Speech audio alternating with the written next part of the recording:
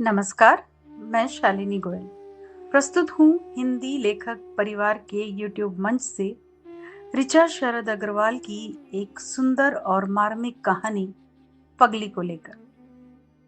Main gate के दरवाजे का ताला खोलते हुए अचानक सविता के हाथ ठिठके।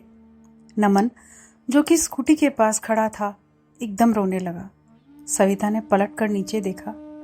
एक पागल सी औरत जिसके बाल बिखरे थे, फटे हाल से कपड़ों में नमन को गोद में लिए चूमे जा रही थी और साथ ही बुदबुदा रही थी, मेरा चुन्नू, मेरा मुन्नू। नमन घबराया सा रोता हुआ दोनों हाथ सविता की तरफ कर रहा था। सविता ने सब्र से काम लिया, क्योंकि वो समझ चुकी थी कि ये वही पगली है जिसका जिक्र वो पूरे 1 महीने से सुन रही है। छोटे बच्चे को देखते ही ताबड़तोड़ प्यार करने लग जाती है। हालांकि नुकसान अब तक किसी को कुछ भी नहीं किया है, पर पागल का क्या भरोसा, इसलिए सब उससे डरते थे। मैंने नमन से कहा, बेटा ये मासी हैं, तुझे प्यार कर रही हैं। तब तक वो भी संभल चुका था। सविता ने ताला खोला और पगली को हाथ पकड़ अंदर ले आई। इस सारे वृतांत में पगली की नजर सिर्फ नमन पर ही थी। सविता ने डरते डरते पगली से कहा कि बच्चे को पानी पीना है। पगली ने नमन को गोद से उतारा और झट से पानी का गिलास लाकर नमन को पिलाने लगी। तभी पड़ोसन ने आकर टोका, सविता जी, आपने ये क्या मुसीबत मोल ले ली है? अब ये पगली आपके नमन का पीछा नहीं छोड़ेगी। सविता ने जवाब दिया, वो सब मैं देख लूंगी। सविता स्कूल में शिक्षिका थी और महीने भर पहले ही ट्रांसफर होकर यहाँ आई थी। 5 साल के नमन के अलावा उसका अपना कहने को कोई नहीं था। उसके पति भी उसके साथ शिक्षक थे। सविता अनाथाश्रम में पली बड़ी थी। रंग रूप भी ठीक ही था। संजय और सविता धीरे धीरे एक दूसरे को पसंद करने लगे थे। संजय के घर वालों ने जब शादी की बातें शुरू की तो संजय ने सविता के बारे में उन्हें बता दिया। अपने इकलौते बेटे के बारे में उन्होंने बहुत सारे सपने देखे थे। वो ये कैसे सहन करते कि उनका बेटा एक अनाथ लड़की से शादी करना चाहता है, जिसके खून का भी नहीं पता किस खानदान की है। सो वो राजी नहीं हुए। संजय ने सविता से आर्य समाज में शादी कर ली। संजय के माँ बाप ने उसे घर से ही बेदखल कर दिया। संजय ने सविता के साथ अपनी अलग गृहस्थी बसा ली।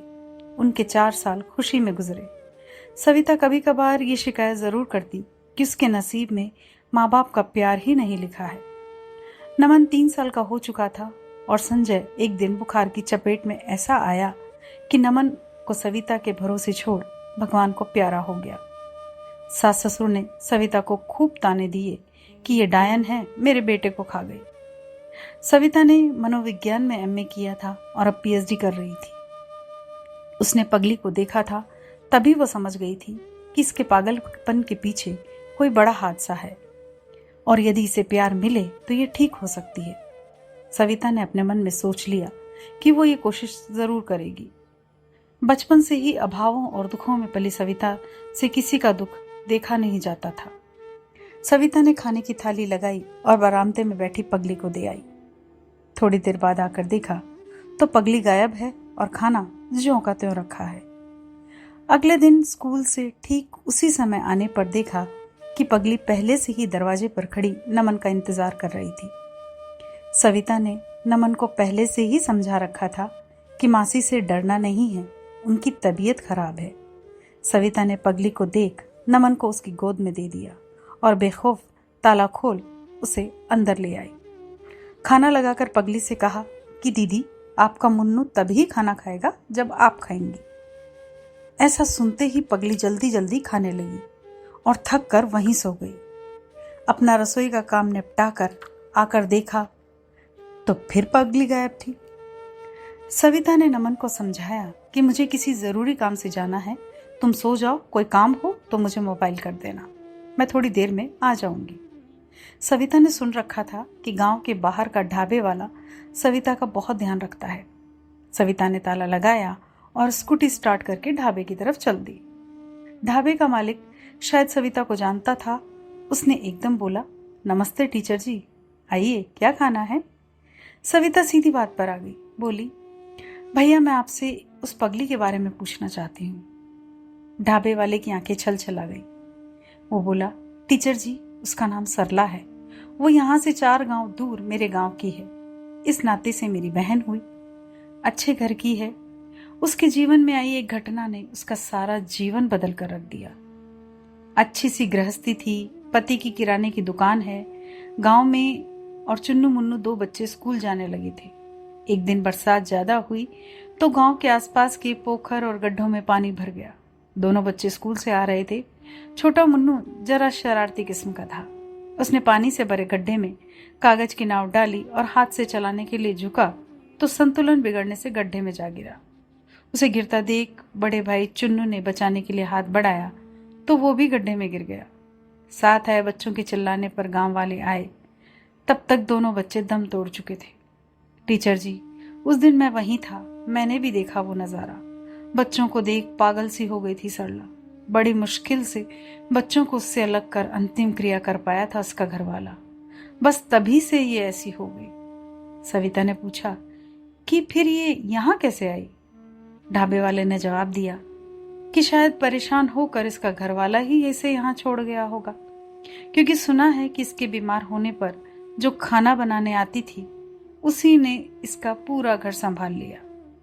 मैंने सरला को 1 महीने पहले ही देखा है। मैं जितना बन सकता है उतना ख्याल रख लेता हूँ।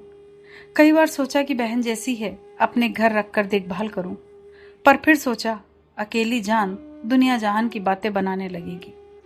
उसकी कहानी सुन कविता बुझे कदमों से घर की ओर चल दी। उसने सबसे पहले अपने मित्र को फोन किया जो कि शहर में मनोचिकित्सक था। उसे सारी कहानी समझाई। उसने कुछ दवाइयां लिखवाई और जल्दी ही गांव आने का बोला। सविता ने अपनी थीसिस एक किनारे की व सरला को अपने घर ले आई और उसे पूरी तरह ठीक करने पर जुट गई। इस बीच डॉक्टर मित्र ने गांव आकर सरला का पूरा मुआयना किया और बताया कि बहुत जल्दी ठीक हो जाएगी, बल्कि तुम्हारा प्यार, दुलार और सबसे ज्यादा नमन इसके मर्ज की दवा है। सविता ने नमन को पूरी तरह से सरला की गोद में डाल दिया। सरला नमन को नहला धुलाकर बाल बनाती, समय पर दवाई खाती। दशहरे की 20 दिन की छुट्टियों में सविता को पूरी मदद मिल रही थी।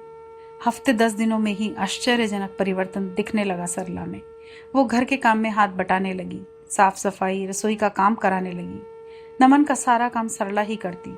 जैसे जैसे सरला ठीक होती रही वो थोड़ी बुझी बुझी रहने लगी। कभी कभी अकेले में आंसू बहाते भी देखा सविता ने। दिवाली के 4 दिन पहले ढाबे वाला घर आया तो उसे सरला ने पहचान लिया और फूट फूट कर रोई। असल में वो मुझे ये बताने आया था कि सरला के पति के साथ जो रसोईदारनी रहने लगी थी वो कुछ दिन हुए सारा रुपया, पैसा और जेवर लेकर चंपत हो गई है। 2 दिन बाद ही दिवाली थी। सविता ने कुछ सोच रखा था। उसने धनतेरस को सरला को अच्छा सा तैयार किया और ढाबे वाले को बुलाया और कार टैक्सी कर सरला के गांव चल दी। गांव में उसके घर के सामने गाड़ी रोकी तो देखा अंधेरे घर के बाहर सरला का घरवाला चुपचाप सा खड़ा था। सविता ने ढाबे वाले को इशारा किया। उसने सरला का हाथ पकड़ उसके पति के सामने खड़ा कर दिया।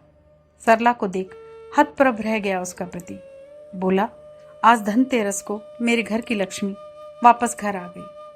सविता की आंखों में खुशी के आंसू थे। सही मायनों में उन सब की दिवाली थी। खुद अनाथ रही सविता ने आज किसी को उसका घर लौटा दिया था। आशा करती हूँ आपको यह कहानी मेरी आवाज में पसंद आई होगी। ऐसी ही अन्य रोचक कहानियों के साथ आपसे फिर मिलती हूँ इसी चैनल पर। तब तक के लिए धन्यवाद। अगर आपको रचना पसंद आती है तो लाइक और कमेंट्स जरूर करें और शेयर कीजिए।